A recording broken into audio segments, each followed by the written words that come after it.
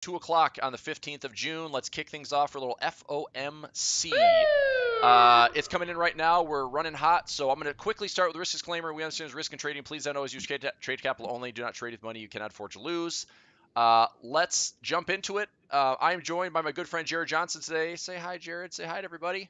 Pleasure to be here. Thanks for having me. Yes, and the news is out, so we're going to get right into the screen cap, jump into the charts, and take a look. So we have financialjuice.com, and the rate actual is 1.75. So, Jared, they officially raised rates 75 basis points. The market bosses around the Fed, and they did 75 basis points. So, our job right now is to discuss how we think the markets are going to digest this. Let's look at some price action. Let's look at some charts. I'm going to get into the YouTube channel, make sure everyone's coming in loud and clear, saying hello. Let's get into our live session here. Double checking everything. Good. All right. Denise in the house. Lady Van Posh in the house. Catherine is here. Michael, nice to see everybody. Okay, so everything's live. Everyone's saying hi. Hi, Marilyn. How are you? And joined by my good friend Jared Johnson. We've got the news up here, Jared. You can see my screen. So we have PCE inflation at 5.2% in 2022. Median view of the Fed funds rate end of 2022, 3.4 versus 1.9. So again, looks like the markets are anticipating another, potentially 50 basis points higher than what was expected for this year. Rather than skip ahead to December, let's talk about right now. We knew a lot was riding on this. We know the market's been crazy the last 3-4 days. So let's get into some price action. Take a look at our currency strength chart. Pretty interesting mix today. Aussie's on top by quite a bit. We have the pound and the yen, which is kind of weird to see the yen sprinkle up there with some strength. The dollar has been softer. The CAD is getting a big jump right now. The Swiss is also down there with the dollar and the euro. But interesting mix to see some yen strength, but the CAD is getting a big jump. Do we have some jumps on oil right now, by the way? I am curious. What are you seeing on your end? I'm peeking on oil. Okay. It looks like oil's taking a little bit of a dip. We got Okay. some crude futures that are down almost 2% Okay. today. Today, interesting. Okay. So Yeah. What's the ticker for crude futures? CL. CL. Yeah, that's right. All right. CL. So have a look. See here. Oh yeah. 116.91. All right. So I know you and I've talked a lot about this. Are we expecting oil to continue to stay relatively elevated? China's reopening could be an influence of that. But you and I talked, well, I think it was literally yesterday, we were talking about commodities in general are decreasing. Lumber is down, coffee's down, sugar's down, copper's down, oil stayed elevated. Do you think that we're going to see, now that the Fed has come out kind of satisfying the markets, thought of they need to be more aggressive to tame inflation? If the Fed is doing that, do we see that commodity prices like oil even is going to go down? Also, Biden's going to Saudi Arabia, right? Maybe that helps. Maybe it doesn't. I don't know. I think it's definitely going to be an interesting play. Yeah. As you and I have chatted about the commodity side of things, there's so many reasons why commodities might be coming down, right? All the processing, all the distribution, all the labor shortages, just supply chain drama. Mm-hmm. Oil oil is just such a necessity right now. Right. I think the planet thought we were further away from needing it than we in reality are, and I think it's going to be hard for oil to come down much. I think rates can go crazy high, and I don't know how much oil can come down. It's going to be a tough. Demand is so aggressive there. You and I have talked about just the daily activities are now getting so much more expensive on transportation side of things, but we still have to do them. We still have to pay it. So Yeah, it's so I guess let's go back to crude oil for a second. So let's go to crude oil futures, and I'll switch back to the chart. So what I'm wondering is, okay, so staying elevated, staying resilient, staying strong and firm on oil is completely understandable. What I am wondering is this at least contained? So we had the peak here in March around 128, 127. Is that level, in your opinion, somewhat safe as far as not necessarily breaking and going parabolic above that, not testing the 2008 highs? Or do you think that it's just inevitable that I mean, if we have a dip, for example, I'm sure that there's still a very good case to find support here at the 50 EMA, find support at the 144, the 200 EMA, have this. I mean, this is a trend. You can see my screen, right, Jared? Yeah. Yeah, okay. So seeing that we did bounce here back in September of last year, we bounced back here early 2022. We've been using the 50 EMA for quite a while. I mean, if we bounce there, I could at least see a short-term pullback or fill this gap for a little retracement. We come back and find support around $100. I could see oil dropping to $100 with the bigger fall off in commodities to cool off a little bit. But I think a range is probably likely. I mean, I think it stays elevated, but I do think a correction can be had. It's a good point, and I think there's definitely an argument to be made that oil might we might just have to trade what we see, right? Yeah, You're right. We could just see some solid technical levels hold. right. If remember all of our news and all the political events and everything can just be catalysts, and maybe oil has run enough that it's ready to get stuck in a range. Maybe Right. we're ready to see some just technical things play out, some patterns, some consolidation. I mean, it does seem that kind of that low 90s to that kind of 130 area Yeah. could be a pretty tough range to break out of. I don't think anybody on the planet, at least for the foreseeable future, expects oil to go below, say, $90. Right. And I think that maybe it could be capped at 130. I Sure. think there's a reasonable argument to be made there for at least maybe the rest of the year. Yeah. We could easily spend the next 6 months in this range. Sure. I agree. So I will say this. You can see my screen pop up here. I know that traders that are with me this week, we have a ton of expirations this Friday, and I just didn't feel like, even with the trading session we did today, I didn't feel like we could make decisions prior to the Fed. So I think that let's talk about the Fed announcement for a second. We know that they raised rates 75 basis points. The CME tool was right. Like the group priced in 96, 97% probability, which, by the way, last week it was 3%. Last week, that 75 basis points hike was 3% probability, and by Monday, it was this. It was like 60-40 on Monday. By end of day Monday, it was 95%. And so here we are looking at it today. It's official. I think I can refresh this, and it's in. Like it's a 75 basis points hike. What I want to look at from Financial Juice is what else are they saying? So there is your 98.6. I'm refreshing this really quickly. So we priced it in. Let's look at July now. So July is looking for another 50, it looks like. So we have June. They raised it to 1.5, which is the 75 basis points hike. So if we go to 2.25, dude, we're looking at another 75 basis points for July. So I want to see, does it match? Does the Fed match that at all? Is there any narrative, any talking points? We don't have Jerome Powell hitting the microphone until 2:30. So we have DXY strengthen, S&P gold, Bitcoin weaken. Policymakers' projections show they expect to begin reducing rates in 2024. Okay, median forecast shows 2022 inflation at 5.2, 2.6 in 2023. I mean, basically that's like the Fed saying, like, this is just the 1 year that things are bad. Everything's going back to normal. Just give it a year. Just give us a year. I don't know, man. I think I think old what's his name, the guy that used to be with PEMCO, not Bill Gross, but Mohammed El Arian, or right? Remember he was Yeah, like the I know who you're talking about.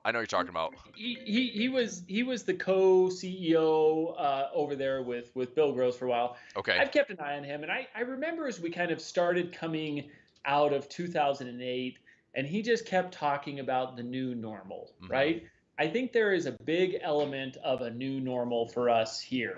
I think we're going to see higher inflation for a while. We're not getting back down to that 2% inflation anytime soon, right? We're not staying at this forever, but I don't think we're going back to normal anytime soon. I think gas prices are up. I think inflation's up for the next, 2 to 3 years, right? Yeah. Unless the Fed crushes the economy and we go into just a, record-breaking recession, Sure. which I don't know if that happens. But after a 14-year bull market that's been pretty strong and artificially engineered, I almost feel like we deserve it. The times have been too good for too long. It's like you can't expect the markets to stay like this forever, and it's just now it's who's going to let all their profits for the last 14 years go to waste. I had a friend, Steve, if you're watching, I'm gonna give you a shout out here. So my buddy Steve sends me a message today, and you'll like this one, Jared. And Steve's probably not watching, but if he is, he'll understand. So he texts me and he says, Chris, explain to me like you would to a 5-year-old why I'm losing so much money on all my stocks. He's like, the market sucks right now. And I said, oh, so to explain for a 5-year-old, the entire stock market is falling, so every company in it is losing value. Simple enough. And then he said, so should I cut my losses with stocks that are losing money and look elsewhere? I said, no. You should be willing to buy more at lower prices. Like, think about it as a long-term investor. Think about it 1, 3, 5 years out. If you like the stocks you hold in your portfolio, buy them again and buy them at better prices, right? If everybody sold Amazon when it dropped, or sold Apple when it dropped, or sold Microsoft when it dropped, or sold Netflix when it dropped, other than this year, if you sold every stock at the sign of a dip or a little retracement, like, I mean, again, nobody thinks a year, 2, 5 years out, except for your, guru value investors. And history on your side. If you have good stocks that make money, you have good stocks with decent balance sheets, long-term investors make a lot of money. And I know right now it doesn't seem like that type of year, right, Jared? This is the type of year where traders and profit takers and kind of risk averse is possibly the best scenario. But I know you and I are very active every single day, every single week, and we're doing our best to lower the cost and reduce our risk and reduce our drawdowns. But also we're seeing profits taken on a pretty regular basis between forex and stocks and options. We're doing pretty well. We're doing fine. But obviously, we're still dealing with the same thing everybody else is. We're not immune. We're not immune to the markets dropping on us. We know, but there's just other ways to trade. Speaking of immune, uh, COVID. here, No, just kidding. COVID. Let's see if we can get the disclaimer under this from YouTube. No, speaking of immune, right? How many people here, and Chris, I don't know. I mean, when you're sick in bed, like you got a fever, you just feel like garbage, right? And you've been sick for 2 days. I don't know about you, but when I'm in that situation, I feel like I honestly don't remember what it feels like to not be sick, even Right. though probably like 98% of the time I'm healthy and feeling well and Right. everything's great. But I Right. get sick for that 2%, and I think to myself, I can't imagine what it feels like to just have a normal appetite, normal energy, and be up, moving around, and doing everything. Yep. It's exactly how it goes in the markets. You and I deal with this constantly. We talk to a lot of people about all this stuff, and it's hard. And for especially for shorter term traders, like you're saying, long term investors do great in this kind of stuff.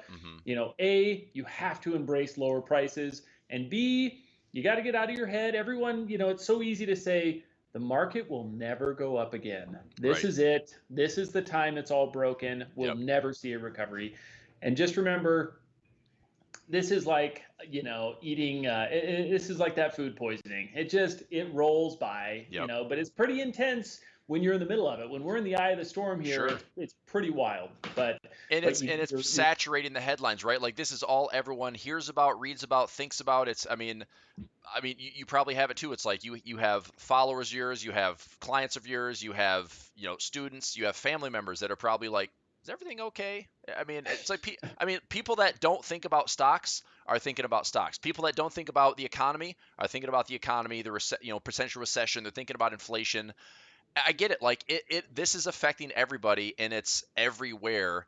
But again, if you look at this chart, this is just the S&P E-mini futures. If you look at this chart, look, the hardest thing that's going to happen here is if the Fed keeps like swashbuckling back and forth with 50 basis points, 75 basis points. I mean, you and I talked about it yesterday. It's like, just pull the Band-Aid off, pull away the punch bowl, and like slap the wrist of the market. Like, stop thinking we're going to give you a stimulus. Stop thinking we're going to step back in and prop up the market. Like, let this go down where it needs to go down to, and then let's rebuild and refocus and realign. Because all that's happening right now is we're just getting constantly confused with the Fed to the rescue, the Fed not to the rescue. The Fed's a soft landing. They're going to orchestrate a soft landing. No, they're not. And that's what it's felt like for 2022. It's the market loves me, the market loves me not. And it's very difficult for us to make those, again, longer term decisions, because nothing about this environment feels long term at all. Everything is like today, this week, next week it's different. Today, this week, next week is different. And we're just, again, we're trying to stay on the side of what's the best running sector, what's the best performing, what are the best companies to be in. I know you and I have had a lot of discussions around being energy focused because of the elevated prices, because of high demand. I wanted to talk about, actually, I think we could have a discussion on this too. So just a quick snapshot. I mean, I'm watching E-mini futures. We are still hanging on some gains for the day. I'll look and see if there's any talking points. Jerome Powell's going to start speaking in about 15 minutes. Let's see. Rate futures price in 93.4% chance of a 75 basis points hike in July and a 55% probability of 50 points in September. So the markets are looking for another 75 next month, and then we have a pause through August and another like 50 basis points. So let's say that they do that. Let's go back to this watch tool really quickly. And if we do, and I hate that they always use this stupid window. So we're always like that 25 basis points window on these this Fed stuff. They don't like to fix the rate at one thing. So if we'll just keep the low side of 1.5. So we're at 1.5. We raise another 75 basis points in July. Okay, we raise another 50 basis points in September. This is what the market priced in early this year, is it not? Like 2.8, 2.83 was about the window the Fed rate was getting priced in. So Yep. if that takes us into September at 2.75, what does November, December look like in your opinion? Do you think the Fed's going to keep running with that, or do you think it's going to be like they'll stop? They can pause because they've raised rates enough. They can see that inflation dipping. They said 5.6 by the end of the year. I mean, that would be the trend would be pointing a little bit lower. The data might come in and suggest that the real estate market has cooled down, the labor market is cooling down. We have layoffs coming left and right in tech right now, cryptos of course, and if commodities cool down as well, I feel like that can help contain the inflation picture a little bit. Agreed. Agreed. And I think, I mean, it's so improbable that inflation continues to go up all the way into the end of the year. It seems like, people have been talking peak inflation for the last month or 2 or 3, and we just are inching higher. But the inching higher needs to be inching lower, right? Are we going to have any significant reductions in inflation by the end of the year? Probably not. But as long as it's not getting worse, Right. as long as it's showing that there's at least, if CPI numbers are coming down 0.1%, like people are going to be stoked. Yeah. So that peak, I think the market wants so badly to see peak inflation, right? Like peak inflation is behind us. If they can see that with the data, I think that would suggest that the market can kind of put all this, doomsday pricing like behind us. I think we can put it behind us if we feel like the data is supporting it. I think that is like the most important key right now, is that everybody looking at any markets, whatever you're trading, if you're trading stocks, if you're trading cryptos, if you're trading Forex, we've seen the dollar go nuts. We've seen the yen go nuts. We've seen the stock market go nuts. We've seen cryptos falling off of a cliff, right? Yep. So I think it's easy to get caught up in the fact that there's just calamity out there galore, right? But what does this calamity mean? What does all this market overreaction mean? It means that, remember, and obviously as we know here, markets hate to be surprised and they hate uncertainty. So as this continues to get more crazy, the market is pricing in the worst case scenario. So like we're saying, if we get to the end of the year and inflation has really started to kind of trail off and it's not getting worse, it's only just very slightly getting better, the market is priced in is worse of a case scenario as it can, I think, at this point. This is why we're looking at tech stocks that are down 90%. This is why we're looking at Bitcoin that's down 70%. Right. It's priced in. So even if inflation is flat for the rest of the year, it doesn't go up, it doesn't go down, we've priced in the worst of the worst, I think. Yeah. I think that this is already part of the market narrative now. So now we look for consolidations, we look for reversals, because I don't see how much more can be priced in than what we've already seen at this point.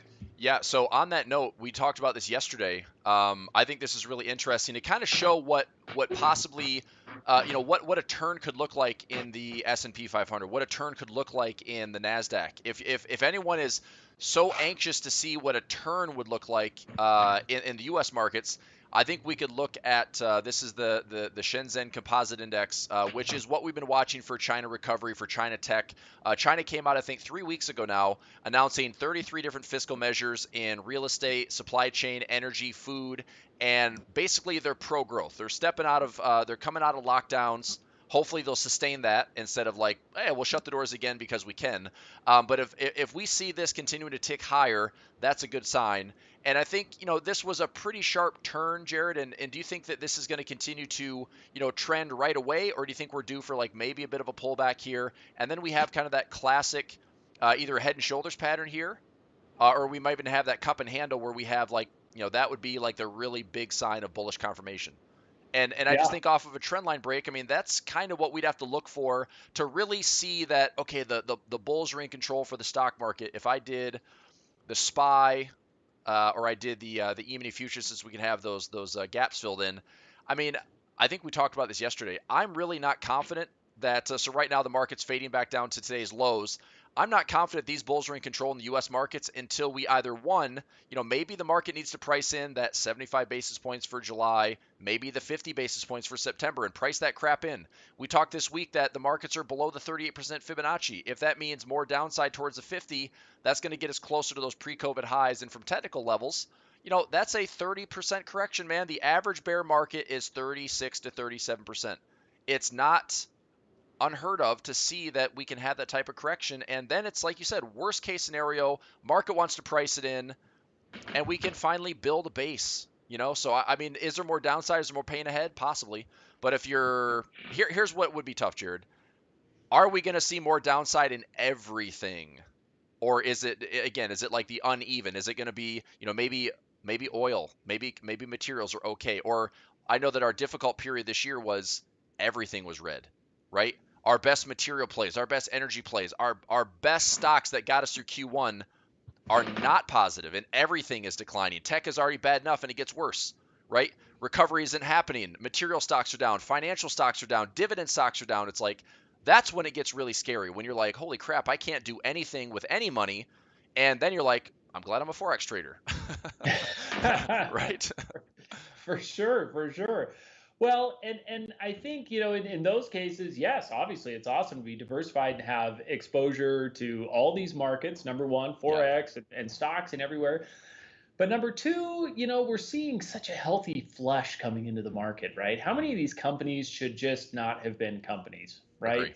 I mean, how many of these startups that had 10,000, 20,000, 50,000 employees and they weren't making any money Yep. now have to lay off 10, 20, 30, 40% of their workforce because they don't make money anyway and they make a product that nobody cares about? Or maybe there's a company that, maybe they're one of 500 companies that make the same thing, Right. right? Right. And so, as we talked about, this is a little bit of a consolidation of just the marketplace in general, right? We got to such a saturation point.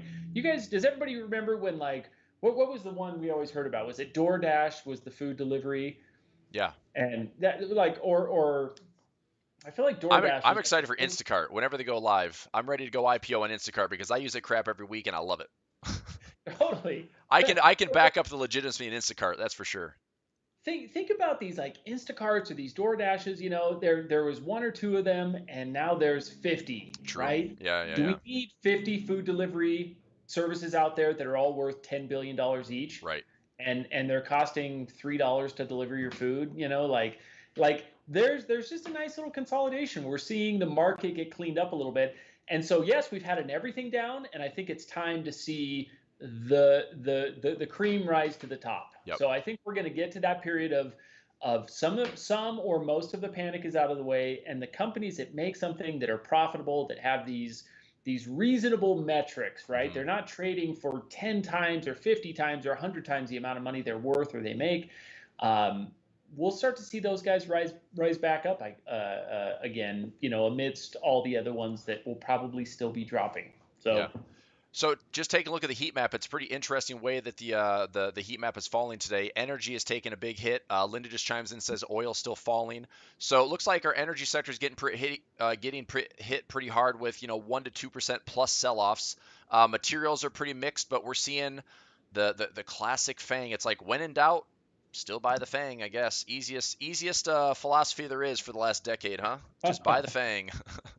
Just buy the dang thing. Go for So, it. I mean, Tesla's up 1.98. Amazon, by the way, which just had a 20-for-1 split. I mean, Amazon seeing some love. I mean, I got 20x shares in Amazon, which I'm not complaining about. Google's about to do the same thing. I think in August is their split. Facebook is no longer FB; it's now Meta Platforms. Microsoft is hanging in there. Apple, we said if it breaks 150, you look out below. I would love to see Apple back down to the low 100s. We get to 115, 110 on Apple. I know that kind of brings everything with it. Apple's kind of seen as the safe haven for the market.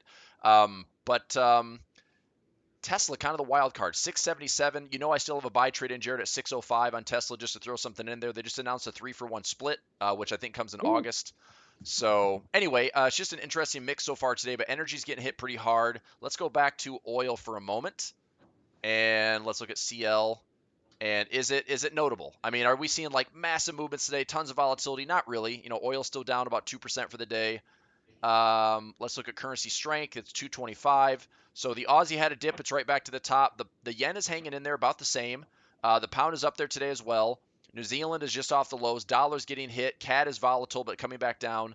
So it's still dollar, Swiss, euro weakness. The CAD is down for the day with oil sliding, and Aussie kind of leads the way. So it's an interesting mix of currencies to see stronger JPY, and this is the first time in probably a week or so, Jared, that the dollar, well, Chicago, I was going to say the dollar yen we need to look at. So the dollar yen have been pretty much neck and neck, where it's stronger dollar, stronger yen, or weaker dollar, weaker yen. And it's been hard to really see the separation. So I want to take a look at that dollar yen right now because I feel like it's time to start looking for some short opportunities. It's still not even moving, man. What the heck? Just sitting. I'm looking at my dollar yen chart, Yeah. and just pretty flat for the day. Yep. Just pretty flat. So I'm watching this right here. So here's what I'd like to do. I would like to stack up some sell stop orders on the dollar yen to go lower because I do think we have a really nice pivot cluster down here towards 130. I would like to see if we have an ABC correction on the dollar index, which would help hopefully influence that dollar yen to come back and rebalance a little bit. I think you and I talked last week about like these 2,000 pip increments, right? We've seen 2,000 pip moves in the yen. I know we got Nimmer watching today. He could vouch for a 2,000 plus pip move in the yen because I know he's been stuck in it before. But he did Hey, never. he did get out of that trade with some profit. So even this one, it's like going up from 110 to 130. That's a 2,000 pip move. 110 to 130 was crazy aggressive because the only hesitation was like 118 to 120, maybe a pause and breath at 125. But we have been like full tilt bullishness on dollar yen, and I think a little cool off, a little technical correction makes a lot of sense. And also based on the monthly time frame, we could see that we're at these multi-year highs. We're at this significant resistance. I believe it was back in 2014. Let me find out here. Okay, so that high is 2002. Wow, way back there. Wow. So 2002 resistance, and then after that it's 98. So and I've had cases this week. I've argued with analysts that they're like the dollar yen's going to 180. I'm like, okay, but you mean to tell me we can't pull back 500 pips first? We can't pull back ever again? It's like the same thing. I mean, it's like people forget that the market still moves in waves. I know it's frustrating, but man, the market's got to do something that at least obeys a little bit of technicals. And I think a 2002 high after a by the way, this is from 1.01. Jared, this has been this is a 3,000 pip run with like maybe some breathing along the way. Not retracing, breathing, right? Yep. It is very similar to what we saw back in 2012 when this thing ran from 80 up to 103. It still had 1,000 pip correction before we fueled that next move higher. So to go from 103 to 134, that's over 3,000 pips, right? So I'm talking about this right here. This is a big one-sided move, but it still had 1,000 pip correction at the top. This is a huge one-sided move, and we kind of have not seen any type of correction or retracement. So, I mean, again, maybe I'm crazy stupid for thinking this, but is it obscene to think that we can have a dollar correction and a dollar yen correction? Because I feel like all we need to really see here is some structure. If the dollar yen heads up a little bit higher. I am looking for divergence hardcore. I'm looking for some stop sells to stack in. I want to see a little bit of retracement, even back down to the same lows at 128. In fact, if I get to 128, I'm getting the heck out of this trade with some good profit. My break even right now. What is your break even, by the way, on dollar yen? I know you're long. I mean, you want to be long. You're short. I'm I, short. I wish I was. Yeah, I'm not even sure. 126. Okay. My break even's got to be. I'm somewhere in like the mid 120s at Okay. this point. All right. 126 is mine. So I've got some work to do. I know I have some work to do, but also my trade size is tiny. I mean, I'm in for less than $2 a pip. So, I mean, for me, like the break even price is what I need to know, but I have plenty of trades to say, look, if I'm confident this thing can drop, I'll throw in a bigger trade size and I will dramatically change my break even. I'm also looking at I told traders this week in my trading room. I have a 135.90 pending sell. I have a 138 and I have a 140. I'm going to scale in at those levels, and that'll be just kind of testing those highs. And then I'm also looking for some potential stop sells to take the dollar yen down for a little correction. Like I said, that nice little pivot cluster around 130. If we have these previous lows tested at 128, I would love to be in profit there. If I can't get the dollar yen in profit and we come back to 128, I'm probably going to close the trade out for a loss anyway. There's no reason for me to sit here and say, like, I've got to get the dollar yen to break even or better. If I can't do it, I can't do it. But I do think a correction is imminent, and I'm going to try to hang on to it and see if I can get it to play out profitably. I think that everyone can be their own gauge on this. Yeah. If anybody, yourself, myself included, if you feel like something has just gone so far that it's broken, that it's just not, like dollar yen, for example, it's just going to go up forever, and I've literally given up hope, that's probably close to a place where a correction's going to start. Yep. So, Yep. you use your emotional reaction for the market, and then do the opposite. That's a great. I mean, it's funny when you feel when you and I feel like we need to step away from the computer because it's like pretty stressful. We tend to get what we need, which is like, all right, it's time for the market to turn. We're looking for those levels. It's like we've been able to experience and build up quite the tolerance for these like painful extremes. And sometimes when we're still looking at things like, is this really broken? This might never work ever again. It's like when we start to say stuff like that, that tends to be like the retail crowd has already been beat up and punished enough. So we tend to get what we need. So anyway, that's dollar yen. Anything else? So the press conference should have been starting now. Any headlines from Powell? Let's see. All that stuff here. Anything from Powell? What are you seeing on Bloomberg? I've got some Bloomberg rolling. Strongly committed to bringing inflation back down. Yep. We think ongoing increases in interest rates is appropriate. We're in the process of significantly reducing our balance sheet, so they're still tightening. We know that. The current picture is plain. Labor market is extremely tight. Inflation is too high. It's essential we bring inflation down. We're moving expeditiously on rates.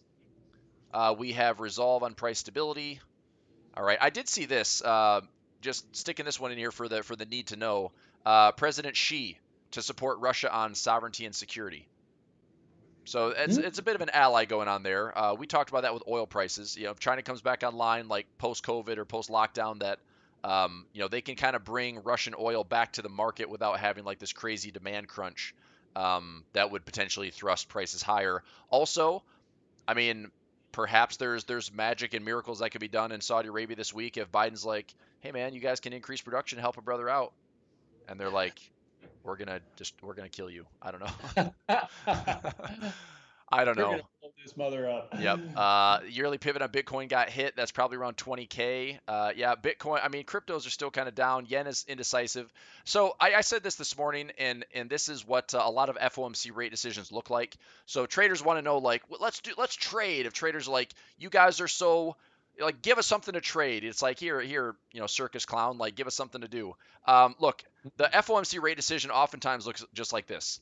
It's a massive indecision candle. Let the dust settle at the top of the hour. If you're dying to trade, then wait for price to break a high, wait for price to break a low, and go with it. Like, you take the breakout higher, take the breakout lower, and you could scalp that breakout. I'll give you the exact strategy. I've seen it work. It's a bunch of news trading, but this is a good one for FOMC because this is really common. Look, if I was going to go long dollar yen, I would look for a breakout here at the high, and I would target the previous high. My stop loss would be halfway between this range. If I target the low, so if we break out below the low, I would go after this weekly pivot. And I put my stop loss in the middle. So as far as the distance goes, let's say we get a fill 134, we have a pivot around 133. So you're looking at about 100 pips to the downside. If we challenge those highs, we get a breakout around 135. The highs around 135.60. So again, 60 pips plus to the upside, eliminate your risk, or 100 pips to the downside. But there's nothing to do right now. I mean, at 234, the press conference is still fresh. Dollar yen is kind of a good barometer to see what's going on with dollar index and the stock market and sentiment. And we just don't really have a lot of action to trade. TNX and the 10-year, I mean, we're coming off of these crazy pokes for today. The TLT is a 20-year. We were looking at the 30-year yesterday when we were talking. So the 30-year government bonds. I sent you that image of like the 5, 10, the 5, 10, 15, and 30. Yep. Right. So here's the U.S. 30. Hit the highs today, coming back a little bit, retreating off those highs. So anyway, I mean, if anybody's like, show us this. I mean, oil's down to 112. So we're actually seeing. I've got 115, but we look at crude oil futures. It could be down to 112, like we looked at earlier. There it is, 116. Who's getting 112? Linda's got 112 oil. What symbol are you looking at, Linda? I've got 115.20 on my feed. Is Linda maybe looking at futures out a couple of months? Not sure. Current contract? Maybe. Linda, what are you looking at? Let's see here. Hope I know this is soon. Yeah, Zoe, you're in good hands. Like this, look, this is just a fun session. We're here to talk, kind of talk market commentary, digest all the news from the FOMC today. So look, if you want to get in good hands, just make sure you're in a trading room. Make sure you're trading with us. That's the best place to be. And a one look, your career as a trader is not made in one day. And I'd like to say that your demise as a trader is not ruined in one day. So this is all part of one long journey, one big marathon, lots of trades, trade after. Let me just like literally plan on. If you're new to trading, try to set a goal of like, all right, how well can I do over my first 1,000 trades? Like think about the timeline of how long it takes to take 1,000 trades. Maybe it takes you a year or two. Maybe it takes you 10 years. I don't care. But you can't just come in and we were just talking about this, Jared. So the average lifespan of a Forex trader is 6 to 9 months. Crazy. That's insane. So Crazy. All of you out there that are listening, watching this, please tell me that you did not get into trading or investing to think that your career and your journey as a trader is done in 6 to 9 months. Because that is statistically coming from a broker that the average Forex trader is a 6 to 9 month experiment. So you should all be here for as long as possible. And the way to do that is take care of your trade size and think about risk management and be around to keep trading. The process is really important. Totally. Yep. Totally. Yeah. It's as we all know, staying in the game is the most important thing. So if you have whatever size your account is, trade way smaller than you think you should until you see positive results over a somewhat long term. Yep. And then start increasing that trade size. Because anybody that gets out of the game is you can't keep rolling. So yeah. So you gotta stay in the game and hang in there. I agree. All right, man. We've got some other headlines and talking points from Powell. We expect supply and demand conditions in the labor market to come into better balance and temper wage gains, cooling off the average hourly earnings stuff. Supply constraints. We continue to see risk for inflation to the upside. Since the Fed's May meeting, inflation has surprised to the upside. Indicators of inflation expectations have risen. Our projections are not a plan. No one knows with any certainty where the economy will be in a year. Oh boy. That's not what the market wants to hear, Jerome Powell. The Fed is all-knowing and omnipotent, man. You got to know. Obviously. Come on. That's crazy. You got to have some answers for us, but at the same time, we have market's not hating what he's saying. S&P's up 1% now. Okay. SPY's up. I'm not mad by that. I'm looking at my own stocks. They're having a nice little run here. Okay. Let's take that S&P futures feed off the lows. All right, let's take a look at this 1 hour time frame. Let's see. Dollar yen broke the low, it seems. All right, we'll take a look at that one. Let's look at our currency strength. Is the dollar really jumping? So yen is getting a poke to the upside. Dollar's still there. Swiss is jumping. Euro's not going anywhere. Dadgummit. I need that stupid euro to just disconnect. Look, ECB, Christine Lagarde, if you're listening, please just raise your rates. Raise rates to 1% and get off that crap peg from the euro or the Swiss and just get off a parity and go to infinity. Please. Hey, if we're talking a good old just chart pattern here, Yes. What do you got? What do you got? Then if you look at the daily chart on the euro dollar, Yes. maybe it's just as simple as we're just trying to make a nice little, very obvious, very visible double bottom on the daily chart. And we're right there. Today's candle looks kind of interesting. That little bottom. So euro dollar had that bottom, a week or so. I guess a month ago. Sorry, a month ago at 103.50-ish. And today's candle's low was about 103.60, and it's up off that 80 pips, 90 pips. Is that a double bottom for us on euro dollar? Maybe. Let me check. I'm throwing in a little trade. I'm gonna dabble. I want to jump into euro dollar a little bit. There's still some support here structurally. I'm gonna throw in a little pending at 135.46. So I'm just gonna get the dollar yen surrounded a little bit. Then we'll take a look at that euro dollar. 135.46 coming at you here. Sell limit 135.45. Save me that pip. I hate it when they don't fill me. So let's go out to Augusto. All right. Couple of pending orders. What an interesting day. I've seen. Have you noticed your P&L? My P&L was up 25,000. I went down 2,000 underwater, back up to 25,000 up. Okay, let me check. I am at. So I've got one account up 5,200 on the day, which is good, and hopefully there's a big old whammy on this one. 55.6, bro. There we go. We'll take it. So I'm looking at this for the day, which is pretty solid. So 55K, 3.2%, not too shabby. I'll certainly take that on the uptick for the day. And this is what I said to traders this morning. It's like, look, there's no reason for us to make these decisions ahead of the Fed. We have credit spreads and expirations. We have covered calls. We might lose some stock this week in a good way. We might have credit spreads be in full profit versus closing out long puts. And plus, if we had let's say the market tanked again today and it flushed it lower, then we still have the long puts as our insurance if we wanted it. So now I'm up 60K, 3.58% and running. So it looks like the market is just doing what they want to do, which is, all right, Fed, we'll see your stupid 75 basis points and we're just gonna run. We're desperate for making money today. I feel like your comment earlier today was great. A 0.5% rate hike will be too little. 0.75 is the Fed's being aggressive enough. Yep. 1% would be a little too aggressive. And there you go. We got a 0.75 and everything seems to be liking it a little bit. Stock market's having a nice little bump. We're still seeing, crazy things happening in the currency market, and who knows how long that's going to take to get squared away. But yep. But it's so far a decent. I would say a decently positive reaction. Yep, dude, I'm gonna jump in here. I'm gonna throw in another little non-FIFO buy on the euro dollar, and market order buy 48, 46. Like, I can't get filled on euro dollar. You kidding me? Like, what the heck?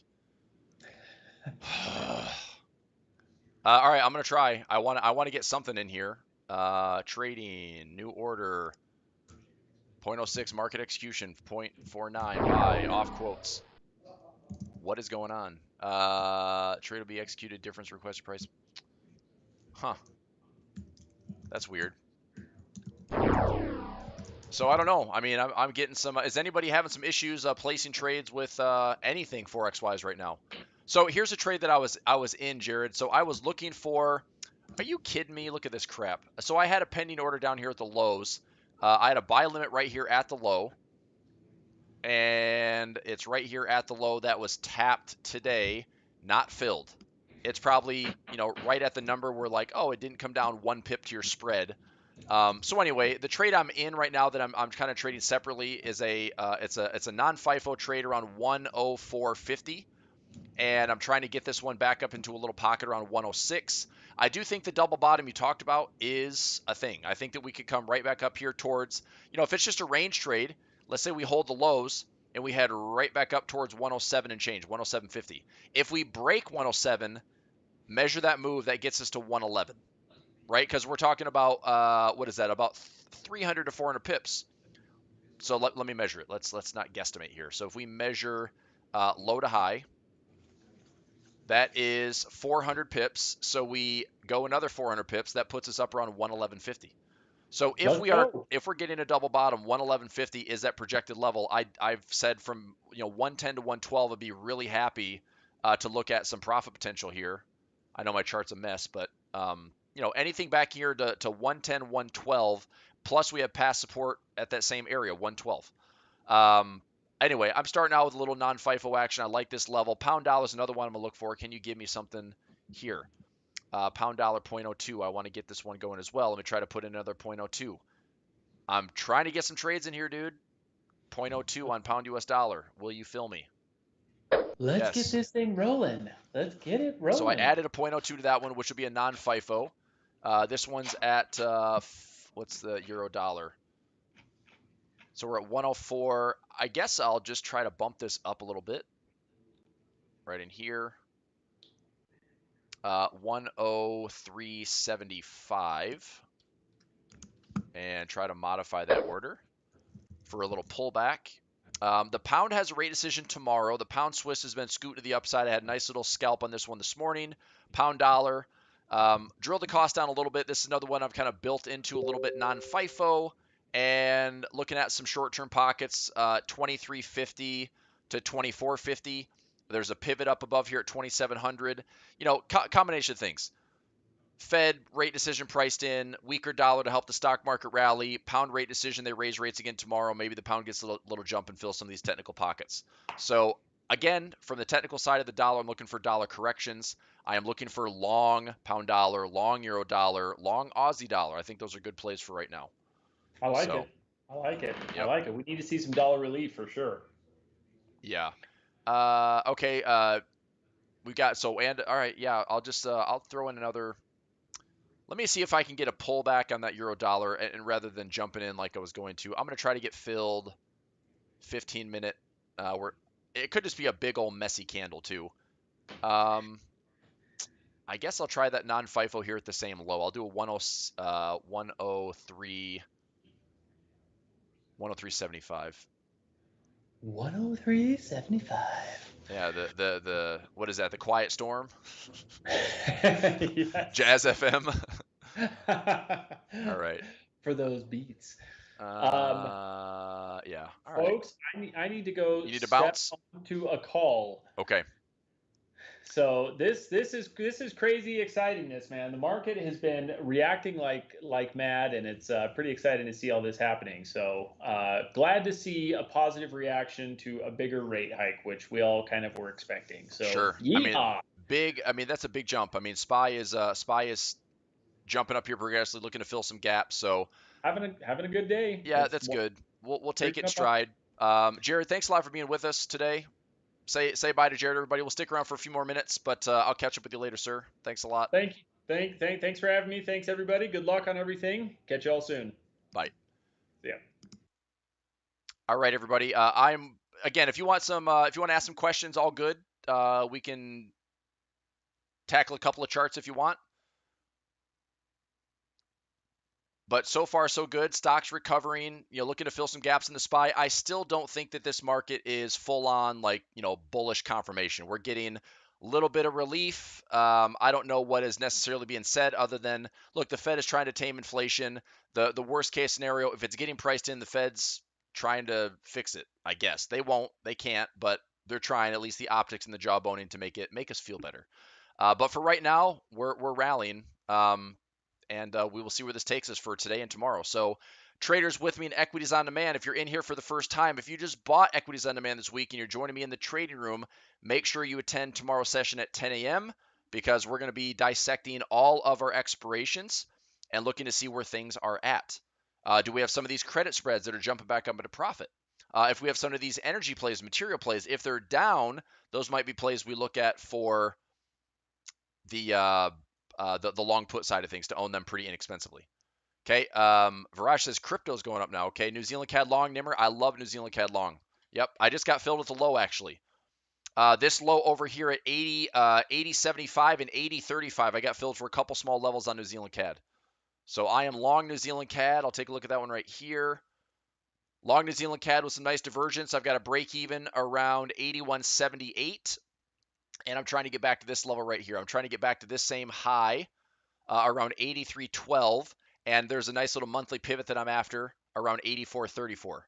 So if this one will hold and stay, I'm looking for New Zealand CAD to continue to rally. So yes, I do like New Zealand CAD long. Crypto, we'll take a look at that one. Yep. So let's look at some Bitcoin. Let's look at BTC. Is it off the lows? Getting some decent volatility off those lows. 20,200, and now we're jumping up to 21.6. We have plenty to recover. I mean, in fact, one thing that's interesting is we have 1, 2, 3 daily pivots in a row. We have this previous breakout spot right around 25,000 and change. We have a pivot up here. I mean, look, Bitcoin is going to have to do some work. If I zoom out, just focus on this right here, this trend line. If we break this trend line, that's the confirmation that Bitcoin needs, in my opinion, to be way more bullish and confirming. Here's the daily time frame. See what I'm saying? Like right now, it's like you're guessing, man. I mean, you're guessing on the left-hand side of the trend line that Bitcoin's got a bottom. It's got a bottom. When, where, why? I don't know. So I'm going to focus over here. The right side of the trend line, Bitcoin can go back up and take out 45,000. We can form a right tip. We can go to 75, 80,000. Without this trend line breaking, there is no optimism for this. I mean, you're guessing at the lows, period. And again, I'm still going to average in. I like 20,000. My chart alarm never activated. It was 20,200. I've got 15,000. I've got 10,000. I'm interested in those big round numbers at $5,000 increments, but I can't trade this with confidence that this thing is going to be bullish, right? Right now, it's like you're guessing to see when the low is going to be in place, but you have no idea when it's going to be. So I'm going to wait for a little bit more basing here, maybe a falling wedge, and then some confirmation on the right-hand side of the trend line. Yep. No, I do too. I mean, I still look. I still like it. I still think it's something. If you're interested in Bitcoin, interested in crypto holdings, you got to be willing to risk everything. 100% of what you put on crypto could be your risk, but the upside potential is the asymmetrical trade. Like if I say I'm going to risk $10,000 in Bitcoin, the upside could be 100 grand. That is worth taking the trade. So that is why I am in it. That's why I'm in crypto. I think it's an amazing investment opportunity. It's asymmetrical, but it is 100% risk. Okay. Very good. Got filled. Dollar yen 134.68 up 81 pips. Excellent. Excellent. Good. Okay. Dollar yen is behaving nicely. I'm liking that. Yes. All right. So here's the dealio. I'm going to take a look at that dollar yen. I did throw in another small trade. I'm going to try to throw in something else if I get a pullback on the 1 hour time frame. Let's see here. Bar count on the 1 hour is pretty high. We are at 275. 4 hour chart. I still just don't. Here's what I want to see, right? I want to see that the price is able to break and sustain this low, and then work its way down to this EMA cluster. So we have previous resistance over here. That's right around 131. What I think I'll be doing on the dollar yen is, because I'm still looking to increase my cost, meaning like I'm trying to move up my break even for a better position. I'm just going to keep trading it small. So if it pops back up here, I'm going to trade it small. I'm not going to stack in those sell trades yet, not yet.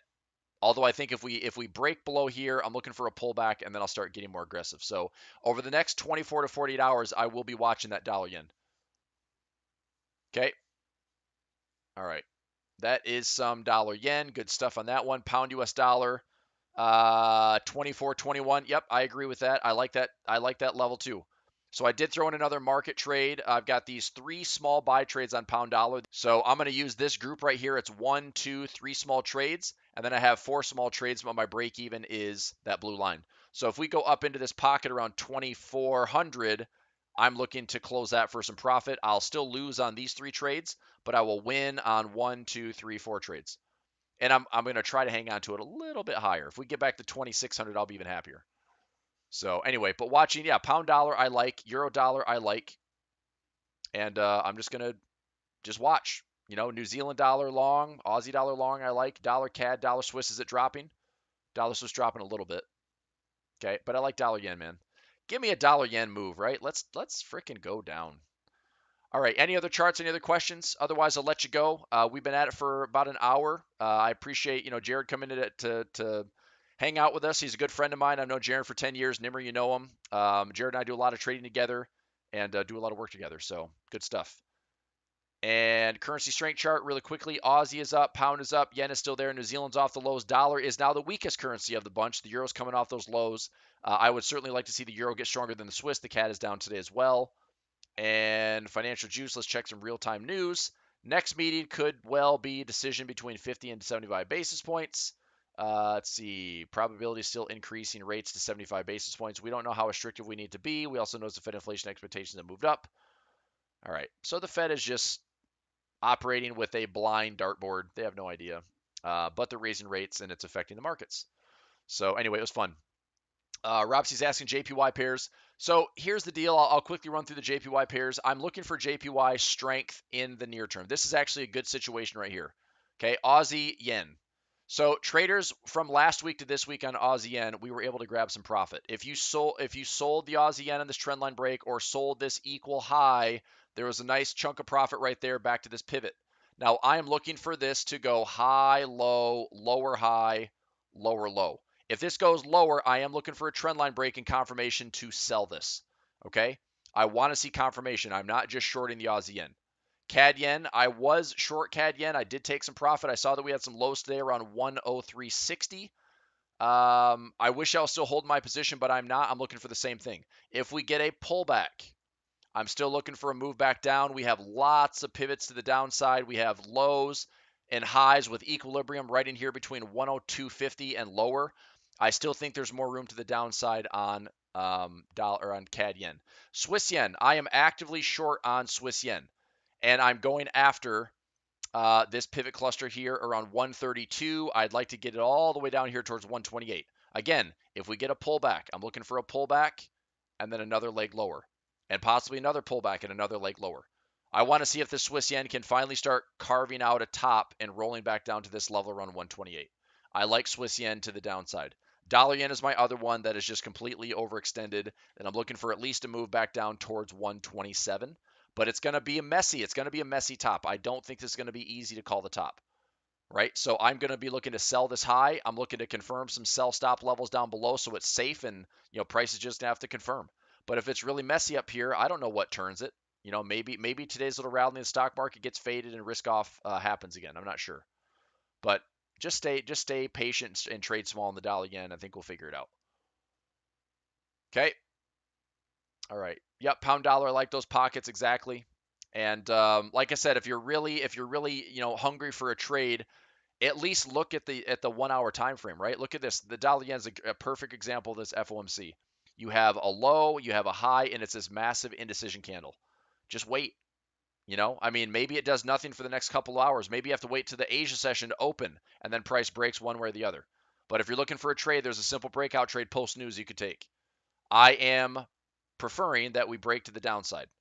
So that's my overall direction. But if you're looking for a trade and you're kind of directionally neutral, you can get a simple news breakout trade. All right. So that's going to do it for me today. So I appreciate everyone being here. Everyone in my trading room, flex room, I'll see you tomorrow morning at 8 o'clock in the Smart Trader trading room. Equities on demand, I'll see you at 10 o'clock. And don't forget to join me. I'll do a live session on Friday. I have it already scheduled. Live session back here on the YouTube page, youtube.com/Chris Pulver. We'll be live at 9 o'clock. I might keep it short and sweet. I got family in town coming in tomorrow. So, but we'll have a little bit of a session on Friday. Okay? But I appreciate it. Everyone would do me a quick favor. We had about 110, 120 people watching. If you do me a quick favor and hit that thumbs up button for me, like the channel, support the channel, the algorithm needs it, likes it, helps it, and I appreciate all the active chat. And that was it. That was a fun session. Busy, but there you go.